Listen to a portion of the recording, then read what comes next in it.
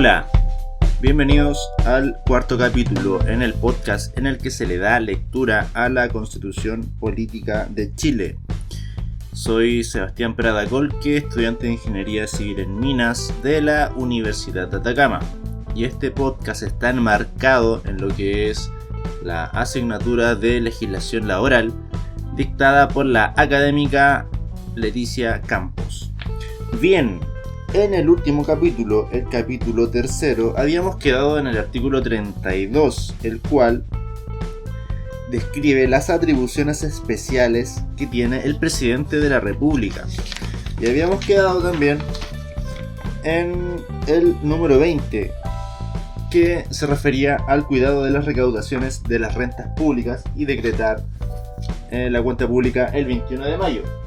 Como quedó inconcluso, procederé a leerlo completamente. Bien, ahí vamos. Dice, número 20. Cuidar de la recaudación de las rentas públicas y decretar su inversión con arreglo a la ley. El presidente de la República, con la firma de todos los ministros de Estado, podrá decretar pagos no autorizados por ley para atender necesidades impostergables derivadas de calamidades públicas, de agresión exterior, de conmoción interna, de grave daño o peligro para la seguridad nacional o del agotamiento de los recursos destinados a mantener servicios que no puedan paralizarse sin serio perjuicio para el país. El total de los giros que se hagan con estos objetos no podrán exceder anualmente el 2% del monto de los gastos que autorice la ley de presupuestos. Se podrá contratar empleados con cargo a esta misma ley, pero sin que el ítem respectivo pueda ser incrementado ni disminuido mediante traspasos. Los ministros de Estado o funcionarios que autoricen o den curso a gastos que contravengan lo dispuesto en este número serán responsables solidaria y personalmente de su reintegro y culpables del delito de malversación de caudales públicos, el cual es un delito grave, gravísimo. Luego dice ministros de Estado. Artículo 33. Los ministros de Estado son los colaboradores directos e inmediatos del presidente de la República en el gobierno y administración del Estado. La ley determinará el número y organización de los ministerios, como también el orden de precedencia de los ministros titulares.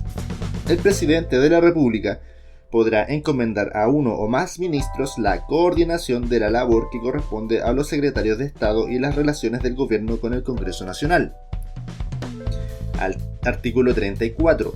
Para ser nombrado ministro se requiere ser chileno, tener cumplidos 21 años de edad y reunir los requisitos generales para el ingreso a la administración pública. En los casos de ausencia, impedimento o renuncia de un ministro, o cuando por otra causa se produzca la vacancia del cargo, será reemplazado en la forma que establezca la ley. Artículo 35. Los reglamentos y decretos del presidente de la República deberán firmarse por el ministro respectivo y no serán obedecidos sin este esencial requisito. Bien, dato importante, no lo sabía. Los decretos e instrucciones podrán expedirse con la sola firma del ministro respectivo por orden del presidente de la República en conformidad a las normas que al efecto establezca la ley. Artículo 36. Los ministros serán responsables individualmente de los actos que firmaren y solidariamente de los que suscribieren o acordaren con los otros ministros. Artículo 37. Los ministros podrán, cuando lo estimaren conveniente, asistir a las sesiones de la Cámara de Diputados o del Senado y tomar parte en sus debates, con preferencia para hacer uso de la palabra, pero sin derecho a voto. Durante la votación podrán, sin embargo, rectificar los conceptos emitidos por cualquier diputado o senador al fundamentar su voto. Sin perjuicio de lo anterior, los ministros deberán concurrir personalmente a las sesiones especiales que la Cámara de Diputados o el Senado convoquen para informarse sobre asuntos que, perteneciendo al ámbito de las atribuciones de las correspondientes secretarías del Estado, acuerden tratar. Artículo 37 bis. A los ministros les serán aplicables las incompatibilidades establecidas en el inciso primero del artículo 58, por el solo hecho de aceptar el nombramiento, El ministro cesará en el cargo, empleo, función o comisión incompatible que desempeñe. Durante el ejercicio de su cargo, los ministros estarán sujetos a la prohibición de celebrar o caucionar contratos con el Estado, actuar como abogados o mandatarios en cualquier clase de juicio o como procurador o agente de gestiones particulares de carácter administrativo, ser director de bancos o de alguna sociedad anónima y ejercer cargos de similar importancia en estas actividades. Bases generales de la administración del Estado. Artículo 38. Una ley orgánica constitucional determinará la organización básica de la administración pública, garantizará la carrera funcionaria y los principios de carácter técnico y profesional en que deba fundarse y asegurará tanto la igualdad de oportunidades de ingreso a ella como la capacitación y el perfeccionamiento de sus integrantes. Cualquier persona que sea lesionada en sus derechos por la administración del Estado, de sus organismos o de las municipalidades podrá reclamar ante los tribunales que determine la ley, sin perjuicio de la responsabilidad que pudiera afectar al funcionario que hubiere causado el daño. Estados de excepción constitucional. Artículo 39. El ejercicio de los derechos y garantías de la Constitución asegura a todas las personas. Solo puede ser afectado. Artículo 39. El ejercicio de los derechos y garantías que la Constitución asegura a todas las personas solo puede ser afectado bajo las siguientes situaciones de excepción: guerra externa o interna, conmoción interior, emergencia y calamidad pública, cuando afecten gravemente el normal desenvolvimiento de las instituciones del Estado. Artículo 40. El estado de asamblea en caso de guerra exterior y el estado de sitio en caso de guerra interna o grave conmoción interior lo declarará el presidente de la República con acuerdo del Congreso Nacional. La declaración deberá determinar las zonas afectadas por el estado de excepción correspondiente. El Congreso Nacional, dentro del plazo de 5 días contado desde la fecha en que el presidente de la República someta la declaración de estado de asamblea o de sitio a su consideración, deberá pronunciarse aceptando o rechazando la proposición sin que pueda introducirle modificaciones. Si el Congreso no se pronunciara dentro de dicho plazo, se entenderá que aprueba la proposición del presidente. Dentro de 5 días tiene que pronunciarse el Congreso Nacional. Sin embargo, el presidente de la República podrá aplicar el estado de asamblea o de sitio de inmediato mientras el Congreso se pronuncia sobre la declaración, pero en este último estado solo podrá restringir el ejercicio del derecho de reunión. Las medidas que adopte el presidente de la República en tanto no se reúna el Congreso Nacional podrán ser objeto de revisión por los tribunales de justicia sin que sea aplicable entre tanto lo dispuesto en el artículo 45. La declaración de estado de sitio solo podrá hacerse por un plazo de 15 días sin perjuicio de que el presidente de la República solicite su prórroga. El estado de asamblea mantendrá su vigencia por el tiempo que se extienda la situación de guerra exterior, salvo que el presidente de la República disponga su suspensión con anterioridad. Artículo 41. El estado de catástrofe en caso de calamidad pública lo declarará el presidente de la República determinando la zona afectada por la misma. El presidente de la República estará obligado a informar al Congreso Nacional de las medidas adoptadas en virtud del estado de catástrofe. El Congreso Nacional podrá dejar sin efecto la declaración transcurridos 180 días desde esta si las razones que la motivaron hubieran cesado en forma absoluta. El Congreso Nacional. Con todo esto, el presidente de la República solo podrá declarar el estado de catástrofe por un periodo superior a un año, con acuerdo del Congreso Nacional. El referido acuerdo se tramitará en la forma establecida en el inciso segundo del artículo 40. Declarado el estado de catástrofe, las zonas respectivas quedarán bajo la dependencia inmediata del jefe de la Defensa Nacional que designe el presidente de la República. Este asumirá la dirección y supervigilancia de la jurisdicción con las atribuciones y deberes que la ley señale.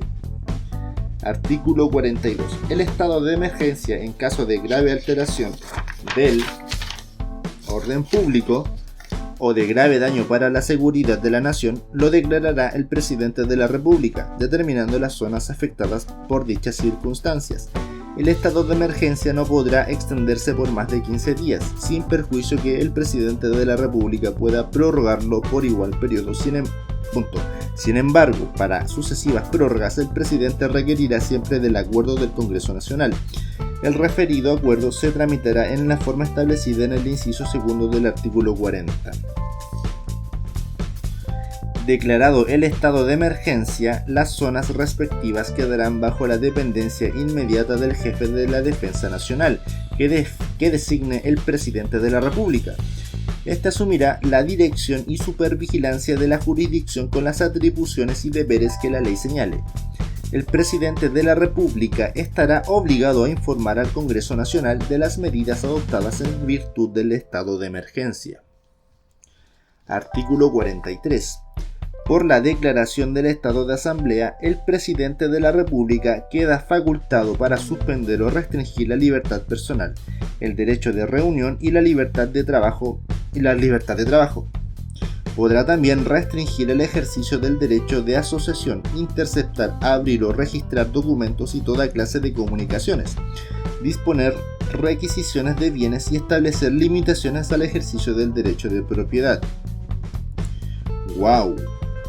Por la declaración de estado de sitio, el presidente de la República podrá restringir la libertad de locomoción y arrestar a las personas en sus propias moradas o en lugares que la ley determine y que no sean cárceles, ni estén destinados a la detención o prisión de reos comunes.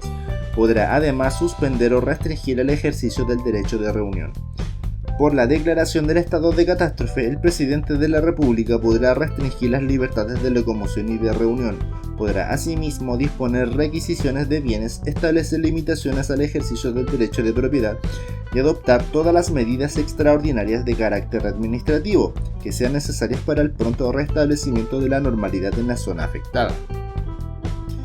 Por la declaración del estado de emergencia, el presidente de la República podrá restringir las libertades de locomoción y de reunión.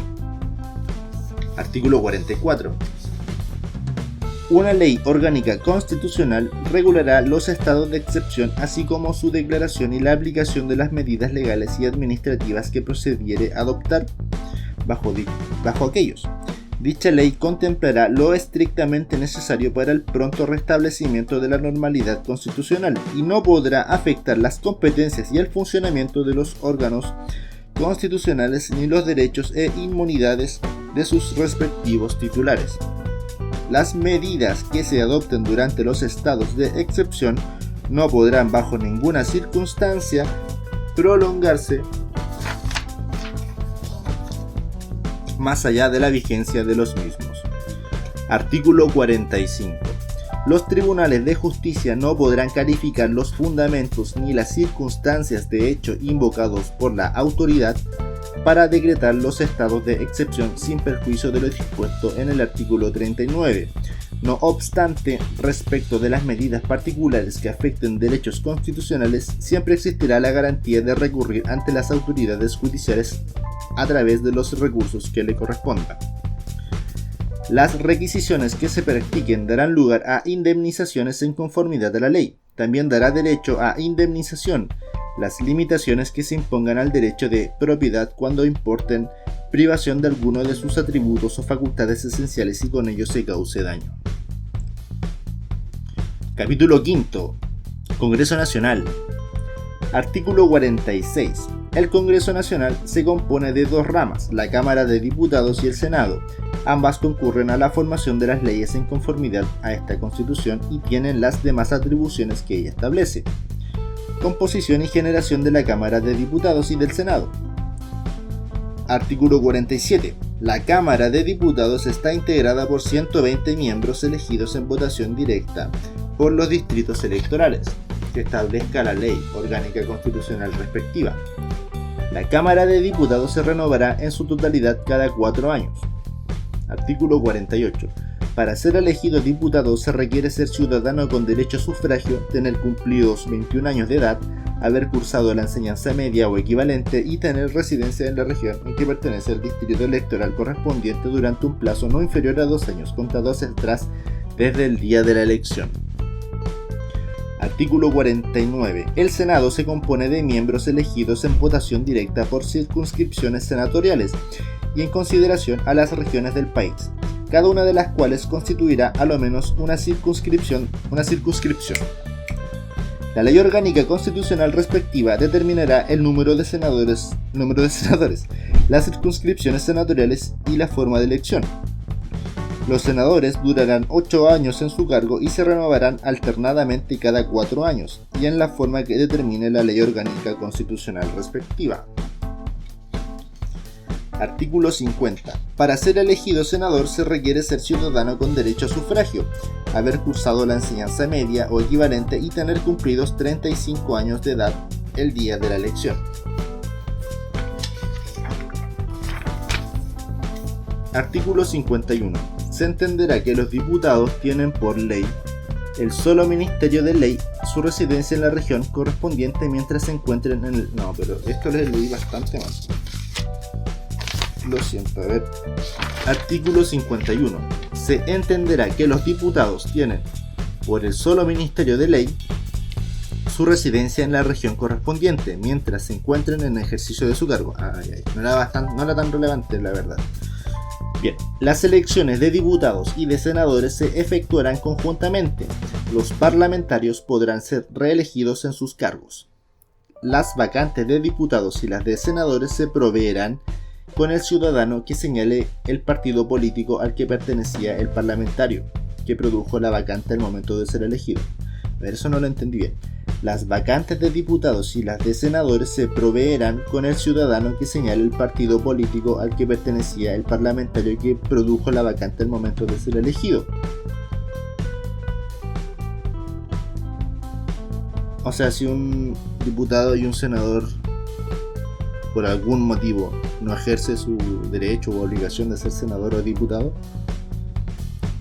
el partido político al cual pertenecía este senador o diputado puede llenar esa vacante con el ciudadano que el partido político escoja. Y si es independiente, bueno, pues me imagino que lo tiene bien claro la ley o la constitución. Bueno, aunque guático. Ya, la vacante de diputados y la de senadores se proveerán con el ciudadano que señale el partido político al que pertenecía el parlamentario que produjo la vacante al momento de ser elegido. Los parlamentarios elegidos como independientes, bien ahí sí, ya faltaba leer un poco más. Los parlamentarios elegidos como independientes no serán reemplazados. Los parlamentarios elegidos como independientes que hubieren postulado integrando la lista en conjunto con uno o más partidos políticos serán reemplazados por el ciudadano que señale el partido indicado por el respectivo parlamentario al momento de presenciar su declaración de candidatura. El reemplazante deberá reunir los requisitos para ser elegido diputado o senador según el caso. Con todo, un diputado podrá ser nominado para ocupar el puesto de un senador, debiendo aplicarse en este caso las normas de los incisos anteriores, para llenar la vacante que deja el diputado, quien al asumir su nuevo cargo cesará en el que ejercía. El nuevo diputado o senador ejercerá sus funciones por el término que faltaba a quien originó la vacante. En ningún caso procederán elecciones complementarias. Artículo 52. Son atribuciones exclusivas de la Cámara de Diputados. 1. Fiscalizar los actos de gobierno. Para ejercer esta atribución, la Cámara puede adoptar acuerdos o sugerir observaciones con el voto de la mayoría de los diputados presentes, los que se transmitirán por escrito al presidente de la República, quien deberá dar respuesta fundada por medio del ministro de Estado que corresponda dentro de 30 días. Sin perjuicio de lo anterior, cualquier diputado con el voto favorable de un tercio de los miembros presentes de la Cámara podrá solicitar determinados antecedentes al gobierno. ¿Ya? El presidente de la República contestará fundadamente por el intermedio del ministro de Estado que corresponda dentro del mismo plazo señalado en el párrafo anterior. En ningún caso los acuerdos, observaciones o solicitudes de antecedentes afectarán la responsabilidad política de los ministros de Estado. B. Citar a un ministro de Estado a petición de a lo menos un tercio de los diputados en ejercicio, a fin de formularle preguntas en relación con materias vinculadas al ejercicio de su cargo. Con todo, un mismo ministro no podrá ser citado para este efecto más de 3 veces dentro de un año calendario, sin previo acuerdo de la mayoría absoluta de los diputados en ejercicio. La asistencia del ministro será obligatoria y deberá responder a las preguntas y consultas que motiven su citación. Y C. Crear comisiones especiales investigadoras a petición de a lo menos 2/5 de los diputados en ejercicio, con el objeto de reunir informaciones relativas a determinados actos del gobierno. Las comisiones investigadoras a petición de un tercio de sus miembros podrán despachar citaciones y solicitar antecedentes a los ministros de Estado, los demás funcionarios de la administración y el personal de las empresas del Estado o de aquellas en que éste tenga participación mayoritaria, que sean citados por estas comisiones, estarán obligados a comparecer y suministrar los antecedentes y las informaciones que se les solicite. Interesante, ¿eh? No obstante, los ministros de Estado no podrán ser citados más de 3 veces a una misma comisión investigadora sin previo acuerdo de la mayoría absoluta de sus miembros. La Ley Orgánica Constitucional del Congreso Nacional regulará el funcionamiento y las atribuciones de las comisiones investigadoras y la forma de proteger los derechos de las personas citadas o mencionadas en ellas. 2.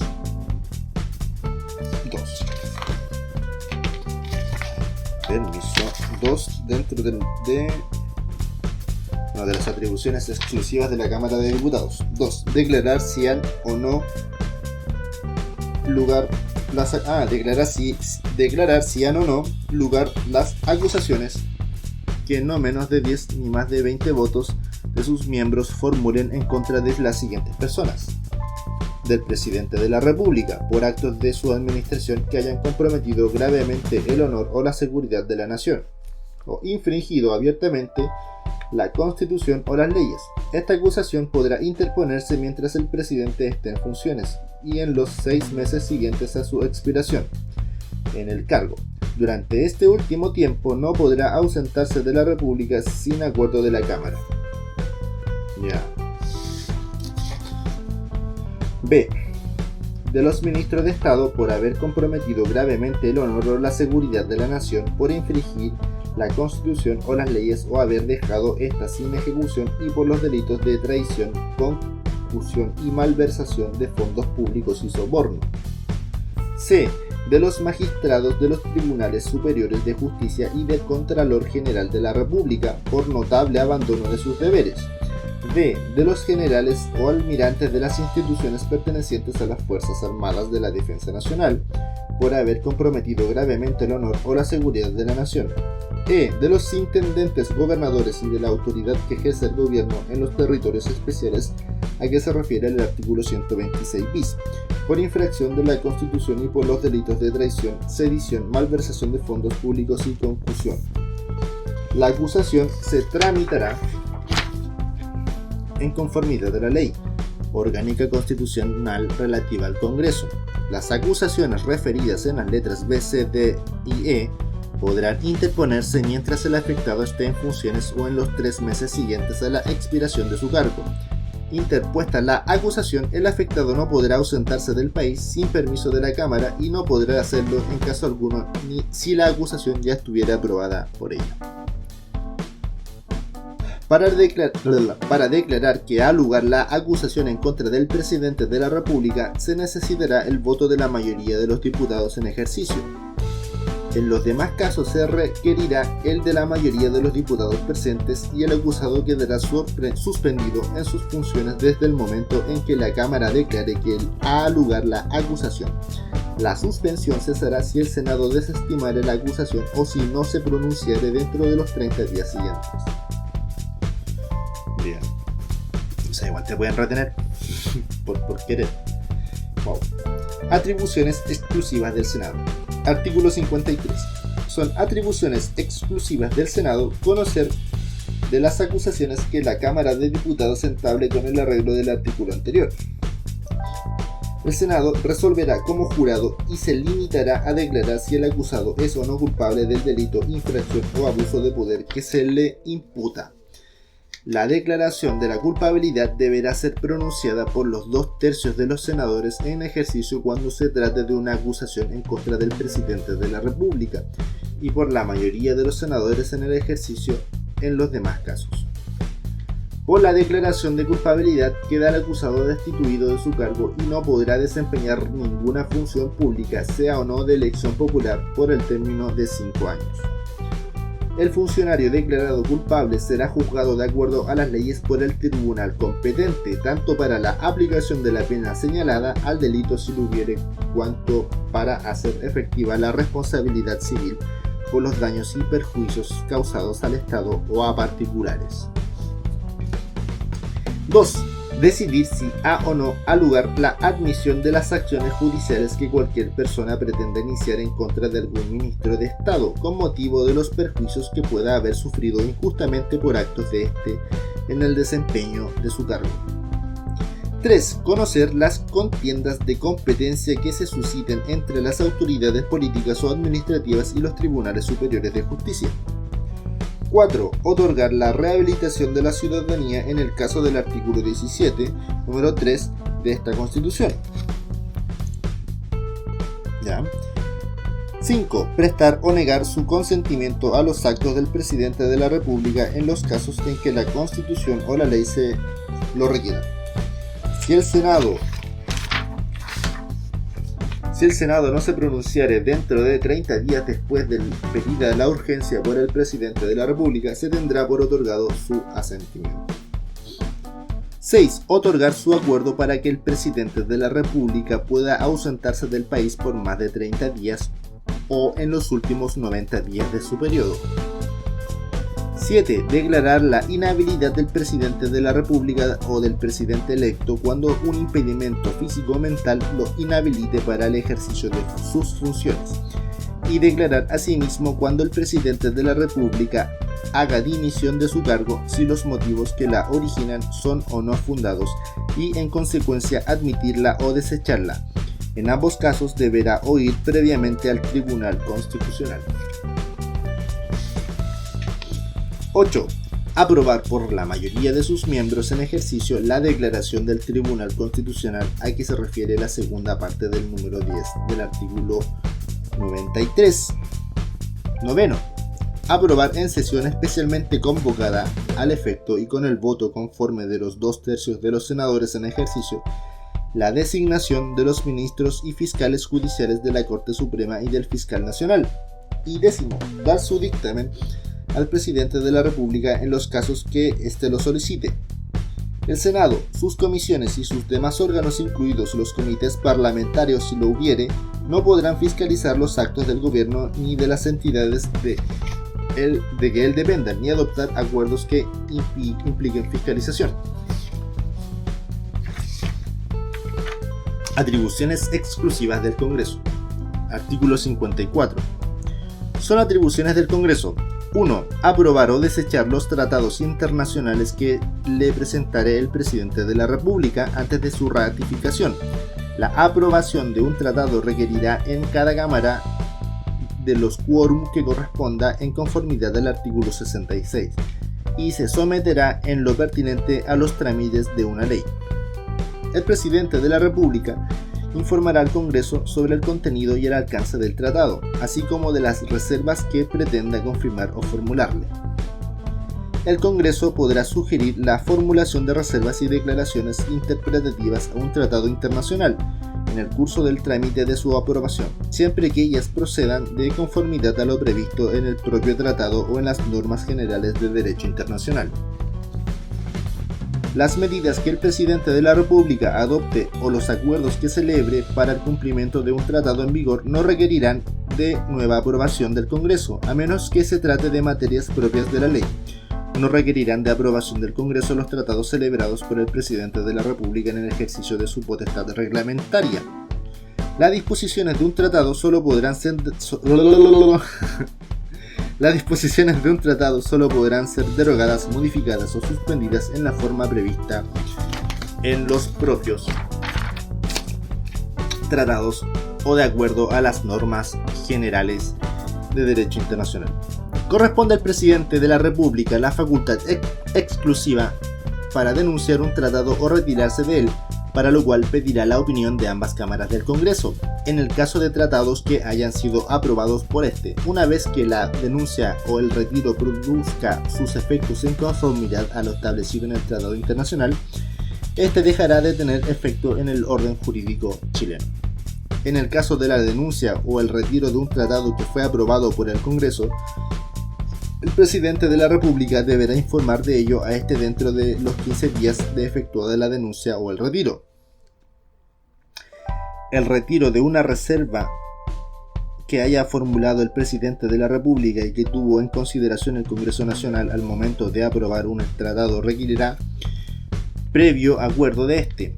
De conformidad a lo establecido en la Ley Orgánica Constitucional respectiva, el Congreso Nacional deberá pronunciarse dentro del plazo de 30 días contados desde la recepción del oficio que se solicita el acuerdo pertinente.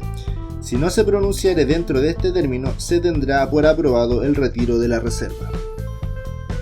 ¿Qué es una reserva? Lo dejo. De conformidad a lo establecido en la ley, deberá darse debida publicidad a hechos que digan relación con el tratado internacional, tales como su entrada en vigor, la formulación y retiro de reservas, las declaraciones interpretativas, las objeciones a una reserva y su retiro, la denuncia del tratado, el retiro, la suspensión, la terminación y la nulidad del mismo. En el mismo acuerdo aprobatorio de un tratado podrá el Congreso autorizar al presidente de la República a fin de que durante la vigencia de aquel dicte las disposiciones con fuerza de ley que estime necesarias para su cabal cumplimiento, siendo en tal caso aplicable lo dispuesto en los incisos segundo y los siguientes del artículo 64. Y 2. Pronunciarse cuando corresponda respecto de los estados de excepción constitucional en la forma prescrita por el inciso segundo del artículo 40. Bien. Funcionamiento del Congreso. Artículo 55. El Congreso Nacional se instalará e iniciará su periodo de sesiones en la forma que determine su ley orgánica constitucional. En todo caso, se entenderá siempre convocado de pleno derecho para conocer la declaración de estado de excepción constitucional. La Ley Orgánica Constitucional señalada en el inciso primero regulará la tramitación de las acusaciones constitucionales, la calificación de las urgencias conforme a lo señalado en el artículo 74 y todo lo relacionado con la tramitación interna de la ley. Artículo 56. La Cámara de Diputados y el Senado no podrán entrar en sesión ni adoptar acuerdos sin la concurrencia de la tercera parte de sus miembros en ejercicio. Cada una de las cámaras establecerá en su propio reglamento la clausura del debate por simple mayoría. Normas comunes para los diputados y senadores. Artículo 57. No pueden ser candidatos a diputados ni a senadores los ministros de Estado, los intendentes, los gobernadores, los alcaldes, los consejeros regionales, los concejales y los subsecretarios.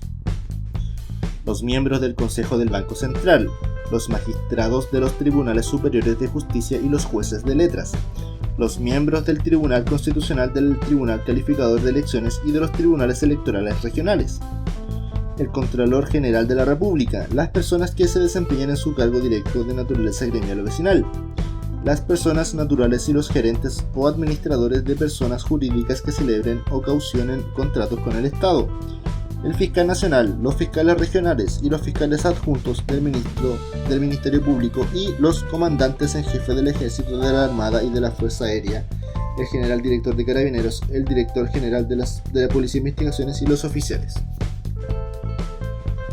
Ellos no pueden ser candidatos a diputados ni senadores. Bien, con esto último se da término a la lectura de la Constitución en este capítulo cuarto, en este podcast.